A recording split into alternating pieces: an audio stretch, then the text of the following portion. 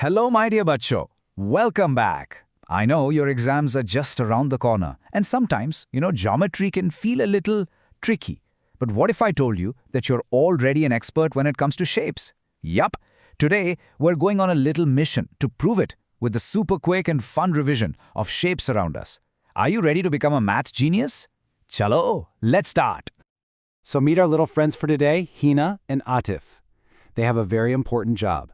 They're decorating this birthday gift for their best friend, but they're a little bit confused. They need our super brains to help them. So our mission today is to become shape detectives and solve their big decoration puzzle. Okay, but before we jump into solving their puzzle, let's do a quick brain warm-up. We're going to start by just looking at some of the common 3D shapes that are, believe it or not, all around us, even if we don't really notice them. I promise, you see these things every single day. Now, take a look at this. We have a dolok and a simple pencil. They seem so different, right? But if you look closely, they actually share the same basic shape. It's a cylinder. See how a cylinder has two flat circles on the ends and one smooth curved surface that goes all the way around? And what about things that are perfectly round, like a matka or a nice juicy orange? This shape is called a sphere.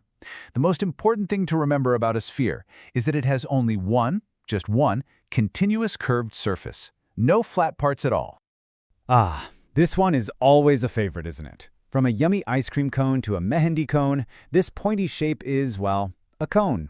It's got that one flat circular base and then one curved surface that comes all the way up to a single sharp point. And for our last warm-up shape, think about a harmonium or just a plain old box. This shape is a cuboid. And honestly, it's probably the most common 3D shape you'll see, from your textbooks to the bricks that build our houses. And most importantly, it's the shape of the gift we have to decorate. Great. Our brains are all warmed up and ready to go. Now it's time for our main mission, the birthday gift puzzle. Heena and Atif are ready with their decorations, but they're not quite sure how many stars, ribbons, and pom-poms they need for this cuboid-shaped box. So Chalo, let's help them figure it all out. First up, the stars. Heena wants to put one big, shiny star on each of the flat surfaces of the box.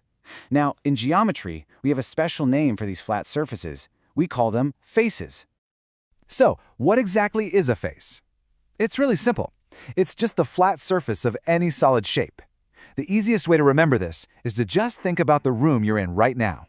The floor, the ceiling, and all the walls around you. Those are all faces. All right, team, let's count them together now. Look really close at the box. We've got one face on the top and one on the bottom. That's 2. Then one in the front and one at the back. That makes 4. And finally, one on the left side and one on the right. So what's the total number of faces? 6. Yes, exactly. Shabash. A cuboid has 6 faces. That means Heena needs 6 star stickers. See? Problem number 1 solved. Okay, on to the next step. Atif has these beautiful ribbons. He wants to put them along all the straight lines where any two faces meet. And these lines, well, they have a special name too. We call them edges. So an edge is just the line where two faces of a shape meet. Let's go back to our room example. The line where a wall meets the floor, that's an edge. The line where two walls meet each other, that's an edge too. It's like a border. Okay, here's challenge number 2. How many edges does this gift box have? Let's be smart about it. Let's count. There are 4 edges around the top, 4 edges around the bottom, and then there are 4 edges standing up, connecting the top and bottom. So, how many ribbons will Atif need? 12. Fantastic. You guys are on a roll. That's 12 edges, which means we need 12 pieces of ribbon. Amazing job. And now for the final, super cute finishing touch. To make the gift look extra special, they want to stick a little fluffy pom-pom on every single pointy bit of the box. And guess what? These points have a name too. We call them corners. A corner is that exact point where all the edges meet.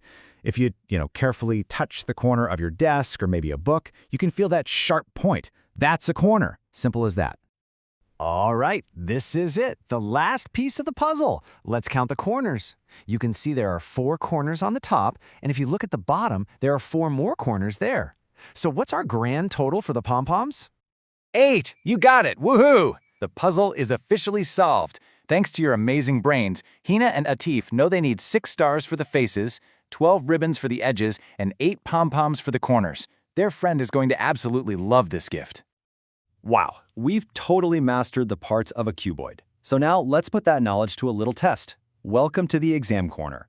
We'll just do some quick fire practice to make sure you are 100% ready for any question your exam throws at you. Look at this dice. A dice is actually a special kind of cuboid called the cube. It's special because all its faces are perfect squares. So take a second, think about the gift box we just decorated. How many faces, edges, and corners do you think a cube has? And here it is. This is your ultimate cheat sheet for the exam. I'm serious, you should pause and take a screenshot of this.